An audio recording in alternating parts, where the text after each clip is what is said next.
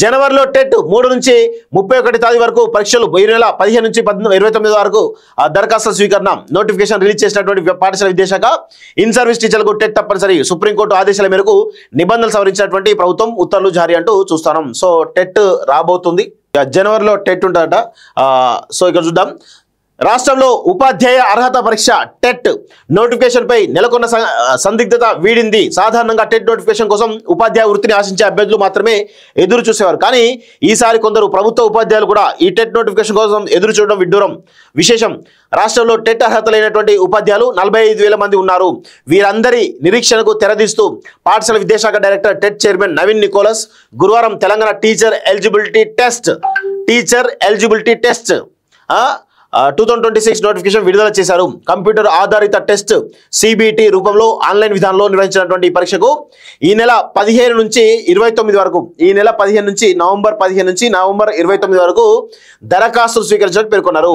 అలాగే పరీక్షలు 2026 జనవరి 3 నుంచి, అంటే డిసెంబర్ జనవరి ఇంకొక కరెక్ట్గా నెలన్నర ఉన్నది, జనవరి 3 నుంచి 31 వరకు నిర్వహించినట్టు తెలిపారు. పూర్తి వివరాలను వెబ్సైట్ సంప్రదించాలని చెప్పేసి చూస్తున్నాం. టెట్ ఏడాదికి 2 సార్లు అట.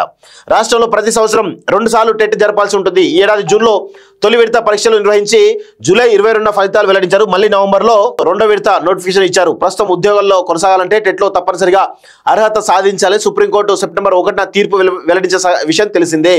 అయితే విద్యాశాఖ వర్గాల గణాంకాల ప్రకారం రాష్ట్రంలో పనిచేస్తున్నటువంటి 45,567 మంది ఉపాధ్యాయులు టెట్ అర్హత సాధించలేదని తెలుస్తోంది. సర్వీస్లో ఉన్న ప్రభుత్వ టీచర్లకు టెట్ నుంచి మినహాయింపు ఇవ్వాలని కోరుతూ దాఖలు చేసే పిటిషన్ను ఎన్సిటిఈ తిరస్కరించే విషయం తెలిసిందే. దీంతో ఈ ఉపాధ్యాయులంతా టెట్లో క్వాలిఫై అయ్యేందుకు సిద్ధమవుతున్నారు. విద్యా హక్కు చట్టం అమల్లోకి వచ్చాక 2009 తర్వాత నియమితులైనటువంటి టీచర్లు టెట్లో ఉత్తీర్ణులు కావడం తప్పనిసరి. ప్రమోషన్లు పొందాలన్నా టెట్ పాస్ కావాల్సిందే. ఈ మేరకు సుప్రీంకోర్టు సెప్టెంబర్ 1న తీర్పు ఇచ్చింది. దేశవ్యాప్తంగా అన్ని రాష్ట్రాలపై ఈ తీర్పు ప్రభావం ఉంది. రాష్ట్రంలో 2012 డిఎస్సి నుంచి టెట్ అమలవుతుంది. రాష్ట్రంలో 1.2 లక్షల మంది టీచర్లు ఉండగా వారిలో 45,000 మందికి టెట్ అర్హత లేదట. సో ఇక్కడ విషయం ఏంటంటే, గమనించాల్సిన విషయం ఏంటంటే, టెట్ గురించి చాలా స్పష్టంగా టెట్ ఉంటేనే ఈరోజు ఉపాధ్యాయులుగా అర్హత ఉంటుంది, టెట్ లేకపోతే ఉపాధ్యాయులుగా అర్హత ఉండదు అనేది చాలా స్పష్టంగా అర్థమవుతుంది. సో ఇన్ సర్వీస్ టీచర్లు కూడా ఎవరైతే ఇప్పుడు ఆల్రెడీ సర్వీస్లో ఉన్నటువంటి టీచర్లు ఎవరైతే ఉన్నారో వాళ్ళకు కూడా టెట్ తప్పనిసరి. వాళ్ళందరూ కూడా 45,000 మంది ఉన్నారట. సో రాష్ట్రంలో ఇన్ సర్వీస్ టీచర్లకు టీచర్ ఎలిజిబిలిటీ టెస్ట్ను తప్పనిసరిగా చేస్తూ రాష్ట్ర ప్రభుత్వం గురువారం ఉత్తర్వులు జారీ చేసింది. ఇన్ సర్వీస్ టీచర్లకు టెట్ తప్పనిసరి చేయాలంటూ సుప్రీంకోర్టు సెప్టెంబర్ 1న ఆదేశాలు జారీ చేసింది. ఈ ఆదేశాల నేపథ్యంలో పాఠశాల విద్యాశాఖ డైరెక్టర్ విజ్ఞప్తి మేరకు ప్రభుత్వం టెట్ ఉత్తీర్ణత నుంచి మినహాయింపు ఇచ్చే నిబంధన సవరిస్తూ నిర్ణయం తీసుకుంది.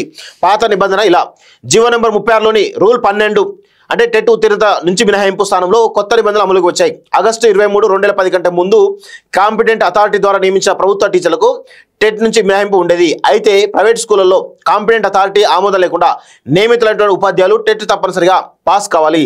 ప్రైవేట్ అన్ఎయిడెడ్ స్కూళ్లలోని టీచర్లు రాష్ట్ర లేదా కేంద్ర ప్రభుత్వం నిర్వహించేటువంటి టెట్ రాయవచ్చు. కానీ ప్రైవేట్ ఎయిడెడ్ స్కూళ్లలో నాన్ అప్రూవ్డ్ టీచర్లు కేవలం రాష్ట్ర ప్రభుత్వం నిర్వహించే టెట్ మాత్రమే రాయాలి. సవరించిన కొత్త నిబంధనలు ఇలా అంటూ చూస్తా ఉన్నాం. సో మొత్తానికైతే ఇటు ఇన్ సర్వీస్లో ఉన్నటువంటి ఉపాధ్యాయులు ఎవరైతే ఉన్నారో వాళ్ళందరికీ కూడా ఈరోజు టెట్ తప్పనిసరిగా ఉండాలి అనేది ఒక నిబంధన రావడం జరిగింది. సో మొత్తానికైతే టెట్లో కొంత కఠినమైన నిబంధనలు ఉన్నట్టుగా తెలుస్తూ ఉంది.